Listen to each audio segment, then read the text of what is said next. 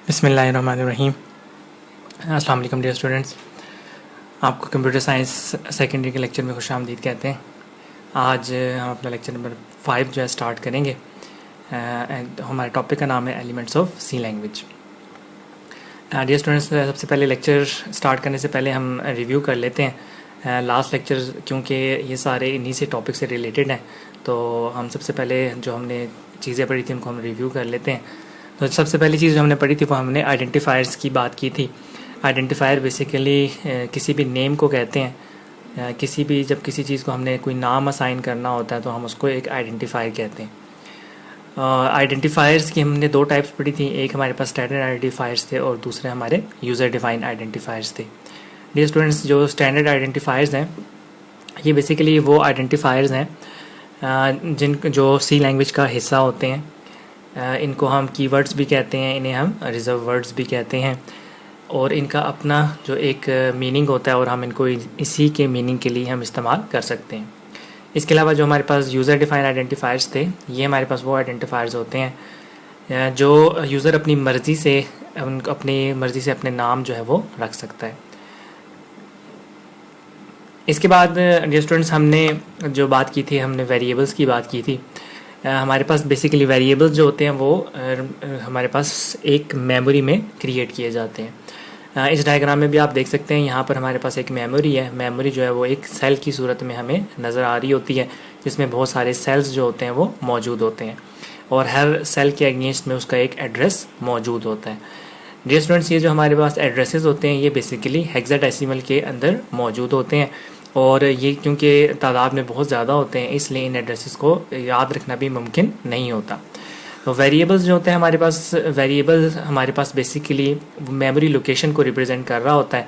तो जब भी हम किसी वैल्यू को कोई नाम असाइन करते हैं, वेरिएबल देते हैं उसे, तो बेसिकली वो उस मेमोरी एड्रेस को ही रेफ़र कर रहा होता है।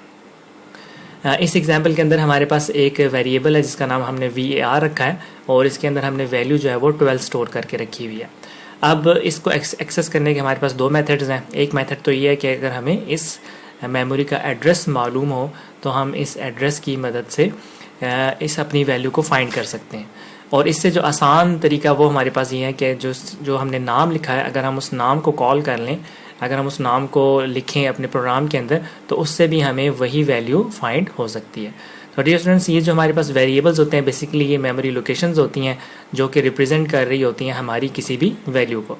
तो इसीलिए हमें वेरिएबल्स दरकार होते हैं ताकि हम अपनी जो वैल्यूज़ हैं उनको मेमोरी के अंदर हम उसको स्टोर कर सकें, और वो जो वैल्यूज़ हैं वो हमारे पास बाद में भी इस्तेमाल की जा सकें और हमें उनके लिए जो एड्रेसेस हैं उनको याद ना करना पड़े।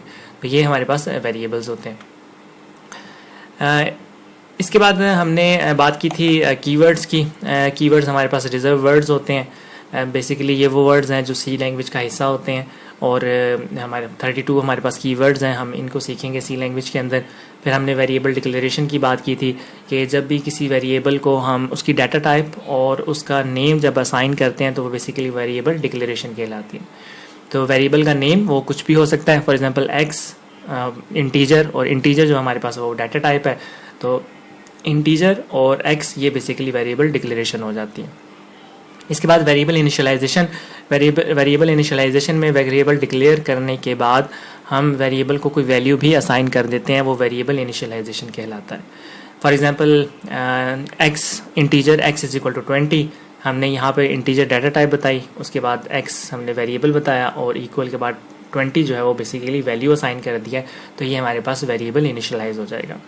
फिर हमने कुछ रूल्स पढ़े थे, इसके अंदर हमने कुछ रूल्स थे कि आपने वेरिएबल जब भी शुरू करना है आपने हमेशा जो पहला उसका आप लेटर होगा वो आपने अंडरस्कोर या अल्फ़ाबेट रखना है। इसके अलावा 31 कैरेक्टर्स से लेस होना चाहिए, स्पेसेस उसके अंदर इंक्लूड नहीं होते। वो 7-8 रूल्स थे जो हमने इसके अंदर पढ़े थे। फिर इसके बाद हमने कॉन्स्टेंट्स पढ़े थे। कॉन्स्टेंट्स के हमारे पास 3 टाइप्स हैं, एक हमारे पास न्यूमेरिक कॉन्स्टेंट है, एक हमारे पास कैरेक्टर कॉन्स्टेंट होता है, और एक हमारे पास स्ट्रिंग कॉन्स्टेंट होता है। न्यूमेरिक कांस्टेंट के आगे से मज़ीद 2 फर्दर टाइप्स हैं हमारे पास, एक हमारे पास इंटीजर कांस्टेंट है और दूसरा हमारे पास फ्लोट कांस्टेंट होता है। आज हम इनके बारे में, इंटीजर, फ्लोट और कैरेक्टर के बारे में हम डिटेल से आज हम बात करेंगे। तो डिस्टेंस सबसे पहले जो हमारे पास न्यूमेरिक डाटा है इसके अंदर हमारे पास इंटीजर डाटा आ जाता है। बेसिकली इंटीजर डाटा ये वो वैल्यूज़ होती हैं जिनके अंदर हम होल नंबर्स जो हैं उनको रिप्रेजेंट कर रहे होते हैं। तो integer values shown as the whole number, और इसका मतलब ये है कि हमारे पास इन नंबर्स के अंदर कोई फ्रैक्शनल पार्ट नहीं होता, पॉइंट का कोई भी हिस्सा इसके अंदर शामिल नहीं होता। इसकी टाइप्स हैं हमारे पास इंटीजर की, इसको हम शॉर्ट इंट भी कह सकते हैं, और इसके अलावा हमारे पास लॉन्ग इंट भी इसकी टाइप होती है। इंटीजर्स जो है ये वैल्यूज़ दोनों साइंड और अनसाइंड यानी पॉजिटिव भी हो सकती हैं, और ये नेगेटिव वैल्यूज़ भी हमारे पास हो सकती हैं। हमारे पास जो साइंड जो वैल्यूज़ होती हैं वो हमारे पास उसके अंदर हम दोनों साइंड और अनसाइंड होल नंबर्स जैसे कि 243 -456, तो साइंड जो हमारे पास डाटा टाइप है उसके अंदर पॉजिटिव और नेगेटिव दोनों वैल्यूज़ हम इस्तेमाल कर सकते हैं। जबकि अगर हम अनसाइंड नंबर्स के अंदर नेगेटिव नंबर्स जो हैं वो शामिल नहीं होते। और जो कि कंपाइलर है बेसिकली जैसे ही हम इंटीजर डाटा टाइप डिफ़ाइन करते हैं तो ये मेमोरी के अंदर 2 बाइट्स जो है वो एलोकेट कर देता है। कुछ हमारे पास प्रोसेसर्स में, कुछ कंपाइलर्स में ये 4 बाइट्स भी असाइन करता है, लेकिन आम तौर पे जो हमारे पास इंटीजर है ये मेमोरी में 2 बाइट्स असाइन करता है। इसकी अगर हम रेंज देखें 2 बाइट्स के अंदर हम कितना डाटा स्टोर कर सकते हैं, तो हमारे पास इसकी जो रेंज है वो -2^15 से लेकर +2^15 तक इसकी रेंज है। यानी आपके पास 2 बाइट के अंदर -32768 से लेकर 32767 पॉजिटिव तक हम इस रेंज के अंदर वैल्यू को स्टोर कर सकते हैं। इसका मतलब ये हुआ कि जब भी कंप्यूटर के अंदर 2 बाइट का डाटा होगा तो 2 बाइट के डाटा के अंदर -32,768 से लेकर +32,767 की रेंज के दरमियान में जो नंबर्स डिफ़ाइन किए जाएंगे तो वो बेसिकली आपके पास 2 बाइट्स के अंदर आ जाएंगे। अगर आप इसकी वैल्यू को इससे बढ़ा देते हैं, फॉर एग्जांपल 32768 कर देते हैं, तो इसको हम ओवरफ्लो कहते हैं। यानी हम 2 बाइट से आगे की तरफ निकल जाएंगे तो आपके पास ये ओवरफ्लो हो जाएगा। इसी तरह अगर हम नेगेटिव रेंज से हम वैल्यू मज़ीद कम कर लेते हैं, -32769 कर देते हैं, तो ये अंडरफ्लो अकर हो जाएगा। यानी हम जो उसकी एक रेंज है 2 बाइट की, उससे भी हम एक वैल्यू नीचे चले गए। तो 2 बाइट्स में आपको प्रोग्राम्स के अंदर इस चीज़ का ख़ुद ध्यान रखना होता है कि जो हमने वैल्यू असाइन की है, अगर हम उसको 2 बाइट्स दे रहे हैं तो वो 32768 से 32767 के दरमियान में ही होनी चाहिए, क्योंकि कंपाइलर जो है इस तरह के एरर को बिल्कुल भी डिटेक्ट नहीं करता, लेकिन आपके जो रिज़ल्ट्स होते हैं वो अनएक्सपेक्टेड होते हैं और आपको रिज़ल्ट जो है वो रॉन्ग मिल सकता है। फॉर एग्जांपल अगर आप एक इंटीजर n के अंदर 60,000 की वैल्यू आप उसको स्टोर कर देते हैं तो प्रोग्राम एग्जीक्यूट होगा, लेकिन आपके जो रिज़ल्ट्स हैं वो गलत आ रहे होंगे। तो इस चीज़ का ध्यान जो होता है ये यूज़र को ख़ुद रखना होता है। इसलिए ये जो रेंज है इसे भी आपने जहन में रखना है कि 32,000 पॉजिटिव और -32,000 के दरमियान में आपकी इंटीजर की वैल्यू मौजूद होनी चाहिए। इसके अलावा अगर हमने बात की थी अनसाइंड की, अनसाइंड हमारे पास वो नंबर्स होते हैं जिसके अंदर नेगेटिव नंबर्स मौजूद नहीं होते। इसमें सिर्फ हम पॉजिटिव नंबर्स की बात करते हैं। अनसाइंड के अंदर हमारे पास जब हम सिर्फ पॉजिटिव नंबर की बात करेंगे तो ये 0 से शुरू हो जाते हैं और 0 से लेकर 2^16 तक हमारे पास ये वैल्यू जाती है। यहाँ पर हमारे पास जो रेंज है वो हमारे पास 0 से लेकर 56635 तक हमारे पास इसकी रेंज होगी। -32767 से 32767 अगर हम इनको प्लस कर लें तो तकरीबन हमारे पास 56635 ये रेंज बन जाती है। तो लेकिन इसके अंदर आपके पास नेगेटिव नंबर्स जो है वो मौजूद नहीं है। हाँ, तो हमारे पास इसमें जो वैल्यूज़ हैं वो 0 से लेकर 56635 के दरमियान में मौजूद होंगी, लेकिन इसके अंदर हम कोई भी नेगेटिव वैल्यू इस्तेमाल नहीं करेंगे। इसके अलावा हमारे पास लॉन्ग इंट है, वो हमारे पास मेमोरी में 4 बाइट्स ऑक्यूपाई करता है। यानी अगर हमारे पास कोई एक ऐसी वैल्यू है जो आपके पास इस 2 बाइट की रेंज में नहीं आती, आपकी वैल्यू जो है वो 32,000 से ज़्यादा है, आपसे या -32,000 से आप ज़्यादा की वैल्यू इस्तेमाल करना चाहते हैं, तो इसके लिए हमारे पास लॉन्ग इंट मौजूद है जो कि मेमोरी में 4 बाइट जो है वो ऑक्यूपाई करता है। बेसिकली हमारे पास जो शॉर्ट है, शॉर्ट इंट की एक टाइप होती है, ये हमारे पास 2 बाइट्स लेता है। इसकी रेंज -32768 से लेकर +32767 के दरमियान में होती है। इसके बाद हमारे पास इंटीजर है, ये 4 बाइट्स लेता है। ये इसकी रेंज आपके पास जो है ये इसकी रेंज बहुत ज़्यादा है, यानी आप इसकी रेंज देख सकते हैं माइनस और पॉजिटिव। इसके दरमियान में अगर आपके पास 32,000 से वैल्यू ज़्यादा हो जाती है तो आप इसके अंदर इस रेंज को भी इस्तेमाल कर सकते हैं। और इंटीजर की जो हमारे पास जो चौथी टाइप है वो बेसिकली हमारे पास लॉन्ग इंट है। ये मेमोरी के अंदर 8 बाइट ऑक्यूपाई करता है और ये एक बहुत बड़ी वैल्यू है। तो आप अपने प्रोग्राम के अंदर अपनी ज़रूरत के हिसाब से जो उसका साइज़ है, उसकी जो रेंज है वैल्यूज़ की, उसके साइज़ के हिसाब से आप अपने जो वेरिएबल्स हैं उनकी डाटा टाइप डिक्लेयर कर सकते हैं। तो इंटीजर के अंदर सिर्फ जो आपके पास होल नंबर्स हैं विदाउट डेसिमल वो उनको हम इस्तेमाल करेंगे और उसकी रेंज के हिसाब से हमने वेरिएबल्स को देखना है कि कितने नंबर की वैल्यू जो है कितने बाइट्स के अंदर हम उसको स्टोर कर सकते हैं। इसके बाद हमारे पास कॉन्स्टेंट्स की जो दूसरी टाइप थी वो हमारे पास फ्लोट कॉन्स्टेंट्स हैं। इसका जो कीवर्ड है वो फ्लोट है। ये 4 बाइट्स लेता है मेमोरी के अंदर, यानी इंटीजर 2 बाइट से स्टार्ट होता है और हमारे पास फ्लोट जो है ये 4 बाइट से स्टोर होता है। इसमें हमारे पास न्यूमेरिक वैल्यूज़ विद फ्रिक्शन और डेसिमल पॉइंट, इसके अंदर आपके पास फ्रिक्शंस या डेसिमल पॉइंट शामिल हो सकते हैं। इसके अंदर हमारे पास जो वैल्यूज़ होती हैं वो आमतौर पे साइंटिफिक नोटेशन के अंदर हम उसको रिप्रेजेंट कर रहे होते हैं। और जो हमारे पास जो स्टोरेज एरिया होता है हमारे पास इसके 2 हिस्सों, यानी जब हम इस नंबर को लिखते हैं तो बेसिकली इसको हम 2 हिस्सों के अंदर डिवाइड कर लेते हैं।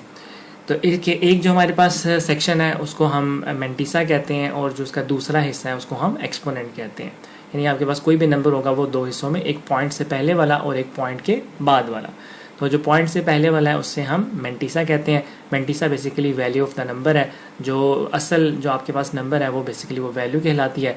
और एक्सपोनेंट जो होता है it is the power to which it is raised, और एक्सपोनेंट शो कर रहा होता है उसकी पावर, रेज की पावर में। फॉर एग्जांपल हमारे पास अगर हम एक्सपोनेंशियल नोटेशन के अंदर लिखना चाहें तो 2 4 5 6 3 4 को हम ऐसे लिख सकते हैं 2 4 5 6 3 4 इंटू 10 रेज पावर 5। तो इसके अंदर जो हमारे पास मेंटिसा है वो हमारे पास 2.45634 है और जो हमारे पास एक्सपोनेंट है वो बेसिकली 5 होगा। तो हम जो सी लैंग्वेज के अंदर हम इसको 10 रेज पावर की बजाय कैपिटल ई या स्मॉल ई से रिप्रेजेंट करते हैं। तो एक और एग्जांपल हम देख लेते हैं। अगर हमारे पास 0.00524 है और अगर हम इसको सी लैंग्वेज के अंदर रिप्रेजेंट करें तो 5.24 e-3, तो हम पॉइंट जो है वो आगे लेके गए हैं तो हमारे पास जो e की पावर है वो माइनस में चली जाएगी। तो 5.24 e-3, तो ये हमें जो फ्लोट के अंदर वैल्यूज़ को रिप्रेजेंट करने का तरीका इस तरह से होता है।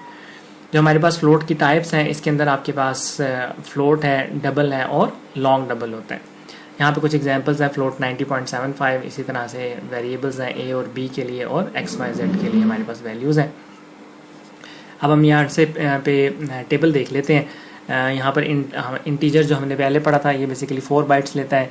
इसके बाद अनसाइंड इंट्स ये भी 4 बाइट्स लेता है आपके पास। इसके बाद फ्लोट डाटा टाइप आ जाती है, ये 4 बाइट्स लेता है और इसकी रेंज होती है 2^32-1 और इस 5 प्रिसिशन पॉइंट्स तक जो है ये आपके पास बिल्कुल करेक्ट आंसर देता है।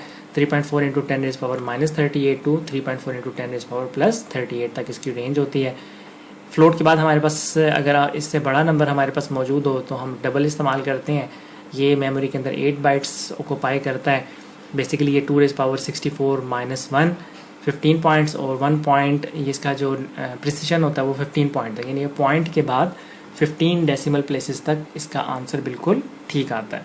और 1.7 इंटू 10⁻308 से लेकर 1.7 इंटू 10⁻308 प्लस तक इसकी रेंज होती है।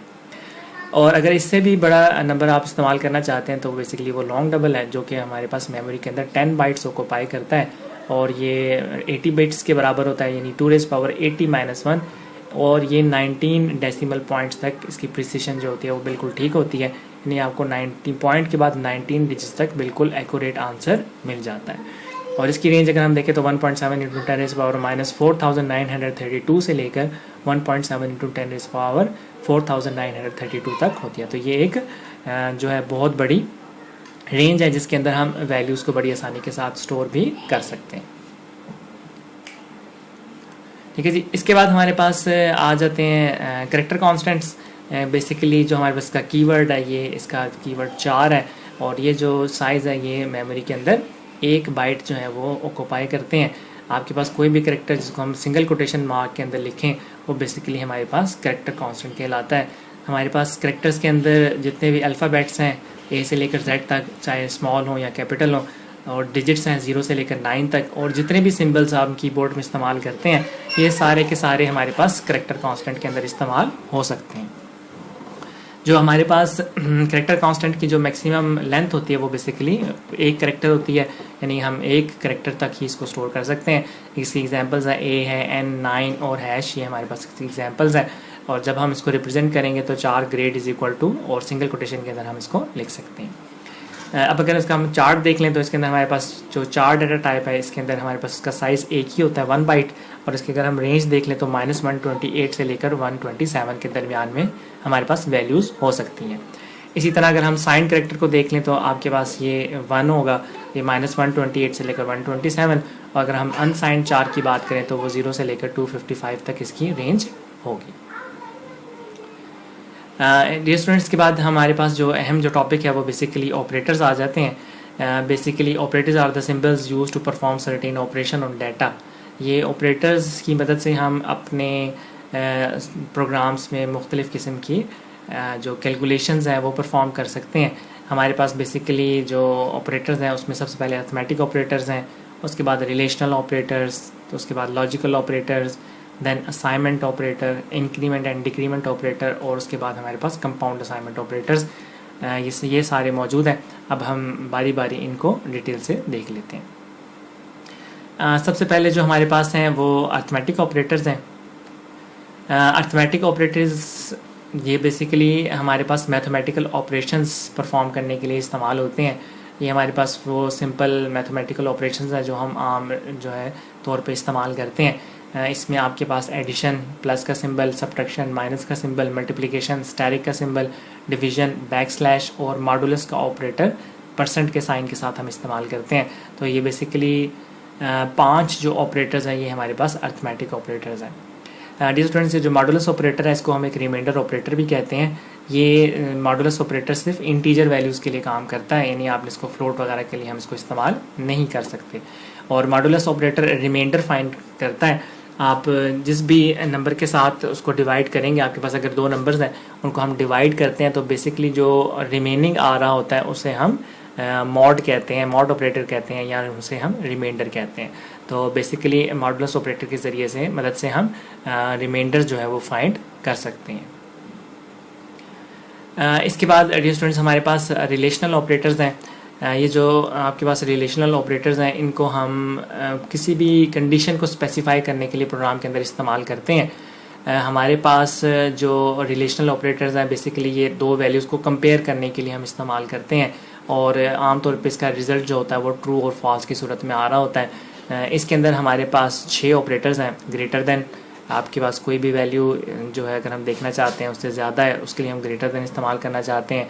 अगर हम कंपैरिजन करना चाहते हैं लेस देन के लिए तो आपके पास लेस देन का सिंबल है। और अगर हम इसको इक्वल ऑपरेटर कहते हैं या इक्वालिटी ऑपरेटर कहते हैं, अगर लेफ़्ट और राइट साइड दोनों बराबर हो तो हम इक्वल का साइन इस्तेमाल करते हैं। और अगर हम चेक करना चाहते हैं ग्रेटर देन इक्वल तो आपके लिए ये सिंबल इस्तेमाल होगा। इसी तरह लेस देन इक्वल के लिए हम ये वाला सिंबल इस्तेमाल करते हैं। और नॉट इक्वल, अगर हमारे पास वैल्यूज़ बराबर ना हो तो उसके लिए हम नॉट इक्वल का ऑपरेटर जो है वो इस्तेमाल करते हैं। डियर स्टूडेंट्स, इसके बाद हमारे पास लॉजिकल ऑपरेटर्स हैं। बेसिकली जो लॉजिकल ऑपरेटर्स होते हैं हम इसको आमतौर पे कंपाउंड कंडीशन के लिए इस्तेमाल करते हैं, यानी कि 2 या 2 से ज़्यादा वैल्यूज़ को हम आपस में जब मिलाना हो तो उसके लिए हम इस कंडीशन को इस्तेमाल करते हैं। अब हम इसको इन 3 ऑपरेटर्स को ट्रुथ टेबल की मदद से जो है वो समझ लेते हैं। सबसे पहले हम एंड ऑपरेटर की बात करते हैं। इसका जो सी लैंग्वेज में सिंबल है वो बेसिकली इसको एम्फरसेंट साइन भी कहा जाता है, और ये इसको आप एंड ऑपरेटर भी कह सकते हैं। इसमें हमारे पास 2 कंडीशंस हैं, यानी कि हमारे पास एक कंडीशन ये है कि इसमें हमारे पास कंडीशन फॉल्स हो और दूसरी कंडीशन में भी हमारे पास फॉल्स है, और इनके दरमियान में हमने ऑपरेटर एंड लगाया हुआ है। इसी तरह अगर हमारे पास एक कंडीशन फॉल्स हो जाए और दूसरी ट्रू हो तब क्या होगा, एक पहली ट्रू हो जाए और दूसरी फॉल्स हो तब कंडीशन क्या बनेगी, और अगर दोनों ट्रू हो जाएं तो फिर हमारे पास क्या कंडीशन होती है, इसको हम अच्छे तरीके से देख लेते हैं। तो एंड ऑपरेटर के अंदर अगर हमारे पास दोनों कंडीशन फॉल्स होंगी तो हमारे पास रिजल्ट फॉल्स ही रहेगा। तो दोनों कंडीशंस का फॉल्स होने का मतलब ये है कंडीशन फॉल्स।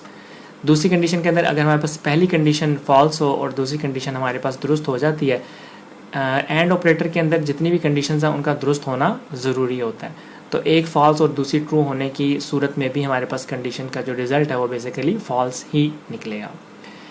फिर इसके बाद अगर हमारे पास पहली कंडीशन ट्रू है और लेकिन दूसरी कंडीशन फॉल्स हो जाती है तो इस सूरत में भी हमारे पास कंडीशन फॉल्स ही रहेगी। और जो हमारे पास चौथी कंडीशन है, जब हमारे पास कंडीशन नंबर 1 भी ट्रू है और कंडीशन नंबर 2 भी हमारे पास ट्रू है, यानी कि जितनी भी कंडीशंस हैं जब तक वो ट्रू हो जाएंगी तभी हमें जो है वो ट्रू वैल्यू असाइन होती है। तो ये जो हमारे पास वैल्यूज़ हैं ये हमारे पास उस वक्त ट्रू होंगी जब हमारे पास जितनी भी हमने कंडीशंस लगाई होंगी, जब वो सारी ट्रू हो जाएंगी तभी हमारे पास वैल्यू ट्रू होगी। किसी एक ऑपरेटर के भी फॉल्स होने की सूरत में हमारे पास रिजल्ट जो है वो फॉल्स ही होगा। इसके जो साथ में हमारे पास और ऑपरेटर है ये बेसिकली इससे डिफरेंट काम करता है। इसके अंदर भी हमारे पास पहले दोनों फॉल्स कंडीशंस के लिए देखेंगे, फिर एक पहली फॉल्स और दूसरी ट्रू, और फिर पहली ट्रू दूसरी फॉल्स और उसके बाद दोनों true.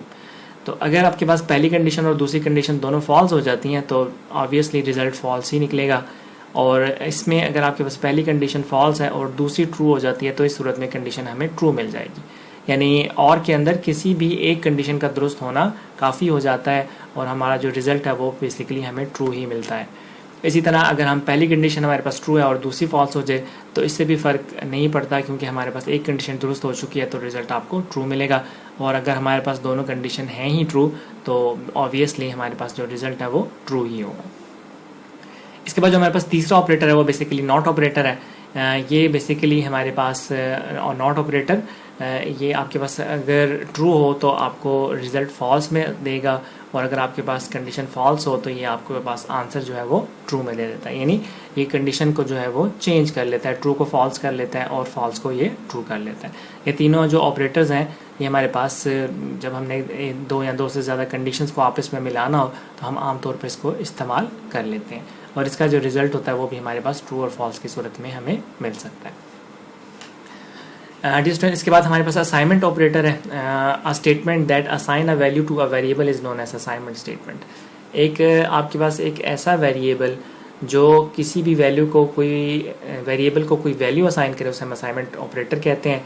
Equal is use to assign a value और अकम्प्लिश रिजल्ट्स, यानी हम इक्वल टू लिख लेते हैं और जो आपके पास वेरिएबल का नेम होता है बेसिकली वो लेफ्ट साइड के ऊपर लिखा जाता है और जो वैल्यू होती है वो हमेशा राइट साइड के ऊपर लिखी जाती है। इसका सिंटैक्स है वेरिएबल लिखते हैं, उसके बाद इक्वल और इसके बाद एक्सप्रेशन लिखा जाता है। a इज़ इक्वल टू 100, ये जो हमारे पास इक्वल है इसे हम असाइनमेंट ऑपरेटर कहेंगे। इसका मतलब ये है कि जो 100 की वैल्यू है वो बेसिकली a को असाइन कर दी गई है, इस वक्त a के अंदर 100 मौजूद है। इसी तरह अगर हम कंप्यूटराइजेशन रिजल्ट कैलकुलेट करना चाहते हैं तो a is equal to B plus C, इसका मतलब है b और c को दोनों को ऐड किया जाएगा और उसका जो रिजल्ट है वो बेसिकली a के अंदर स्टोर कर दिया जाता है। इसी तरह x है c माइनस डी प्लस 10, इसमें भी कंप्यूटेशनल रिजल्ट है। आप इसके अंदर वेरिएबल्स भी रख सकते हैं, इसके अंदर कॉन्स्टेंट्स भी रख सकते हैं और ये आप इसको रखने के बाद आप इसको वैल्यू को असाइन कर सकते हैं। तो ये हमारे पास असाइनमेंट है।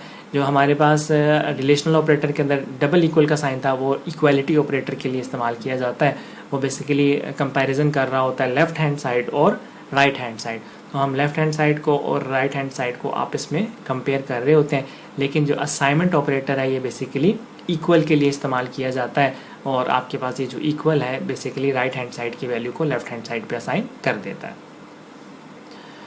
इसके बाद हमारे पास जो है कंपाउंड असाइनमेंट ऑपरेटर्स हैं। Compound assignment operators that combine assignment operator with arithmetic operators.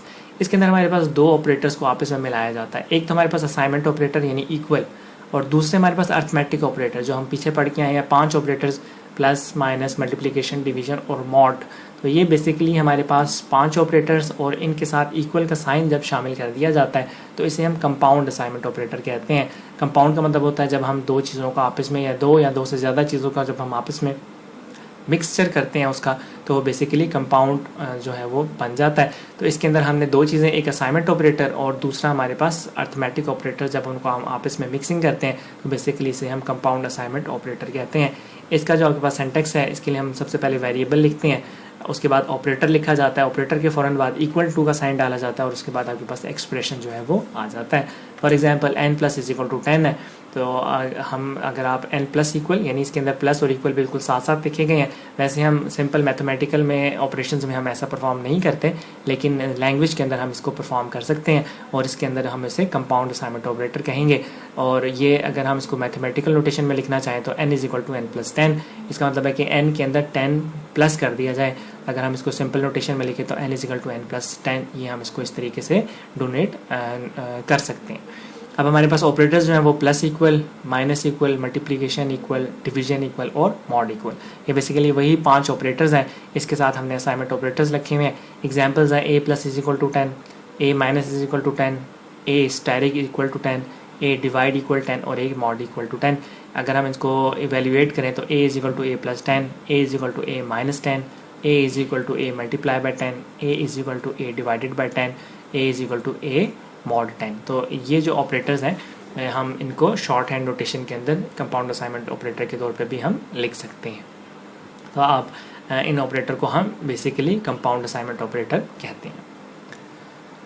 Dear student, इसके बाद जो हमारे पास ऑपरेटर्स हैं वो हमारे पास बेसिकली इंक्रीमेंट ऑपरेटर्स हैं। Increment operator is use to increase the value of a variable by 1। ये जो हमारे पास ऑपरेटर होता है ये वेरिएबल की वैल्यू के अंदर एक का इजाफा कर देता है, यानी इसके अंदर हम सिर्फ एक का इजाफा करते हैं। It is denoted by the symbol plus plus, यानी आपने 2 प्लस के सिंबल्स जो होते हैं एक साथ लिखने होते हैं। बिल्कुल जब हम साथ साथ ऑपरेटर लिख लेते हैं तो ये बेसिकली प्लस प्लस होता है। ये हम सी लैंग्वेज के अंदर इसको हम इंक्रीमेंट ऑपरेटर कहेंगे। जिस भी वेरिएबल के बाद आपको ये 2 सिंबल्स एक साथ आपको मिलें प्लस प्लस, इसका मतलब ये है कि आपने उस वेरिएबल के अंदर सिर्फ एक वैल्यू का इजाफा कर देना होता है। ये हमारे पास यूनरी ऑपरेटर है, यानी एक ऑपरेटर इसको चाहिए होता है। आप एक ऑपरेटर के साथ जब इसको लगाएंगे तो ये उस ऑपरेटर की वैल्यू को जब हमारा प्रोग्राम एग्जीक्यूट होगा तो ये बेसिकली हमारी उस वैल्यू के अंदर एक नंबर का इजाफा कर देगा। और हमारे पास it can not increment the value for constant and expressions. आपने इस चीज़ का ध्यान रखना है कि ये जो हमारे पास है इसके अंदर आप कांस्टेंट्स या एक्सप्रेशन की वैल्यू नहीं बढ़ा सकते, सिर्फ और सिर्फ इसके अंदर वेरिएबल ही इस्तेमाल किए जा सकते हैं। For example a plus plus, A basically एक वेरिएबल है, इसके बाद हमने प्लस प्लस लिखा है, इसका मतलब यह है कि a की वैल्यू के अंदर इजाफा किया जाएगा 1 का। इसी तरह अगर हम प्लस प्लस a लिख लेते हैं तो इसका मतलब ये भी है कि ये वेरिएबल है, इसके अंदर भी हम 1 का इजाफा करेंगे। ये हमारे पास वैलिड है, लेकिन 10 प्लस प्लस ये बेसिकली एक 10 कांस्टेंट है, इसके साथ प्लस प्लस आप नहीं लिख सकते, ये आपके पास इनवैलिड है। इसी तरह कोई expression a plus B plus plus, ये भी आपके पास इनवैलिड एक्सप्रेशन के अंदर शामिल होगा। डियर स्टूडेंट्स, हमारे पास ये जो इंक्रीमेंट ऑपरेटर हैं ये बेसिकली 2 आपके इसकी आपने शक्लें देख रहे हैं। एक हमारे पास प्रीफिक्स होता है, increment operator is written before the variable. इसमें आपके पास जो वैल्यू होगी इंक्रीमेंट ऑपरेटर की वो वैल्यू उससे पहले आ जाएगी। प्लस प्लस वाई, इसका मतलब है हम जो आपके पास ऑपरेटर है उसको हम वेरिएबल से पहले लिख लेंगे तो वो प्रीफिक्स हो जाएगा।